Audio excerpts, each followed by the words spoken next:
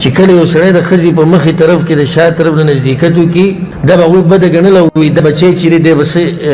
پیدا کېږي دی به کوږ سترګی صحابي د یو انصارۍ زنانه سره واده وکړو چې واده وکړو نو کوروالی ورسره په دې طریقه وکړو مخې ته خو د شا له طرف نه هغوی ویل دا څنګه خبره راغله چا له رسول الله صلی الله په کومه طریقه چې ستاسو خوښوي په شرط د دې چې شریعت منع کړي نه وي بل حکم دی چې خاوند ښځې په کوم طرف باندې راتګ کوي که چې ښځې حق ادا کوي په یهودو کې دا خبره مشهوره وه یهودو کې دا رواج و کله چې یو سړی د ښځې سره کوروالی کوي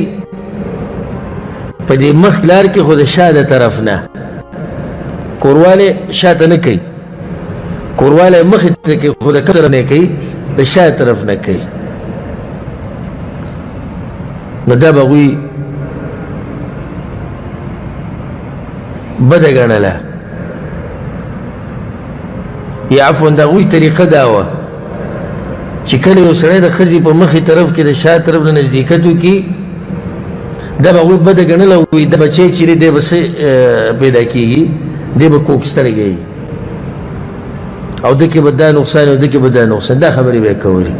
نو صرف یوه طریقه ده چې د ښځې سره میلاویږي په مخکې طرف کې د مخې طرف نه نو هلته په مدینه کې د هغوی سره نور څوک اوسېدو انصارو هغوی دا طریقې هغوی نه زده کړې کله چې رسول سلم هجرت کو دغه ته مدینې ته نو بیا یو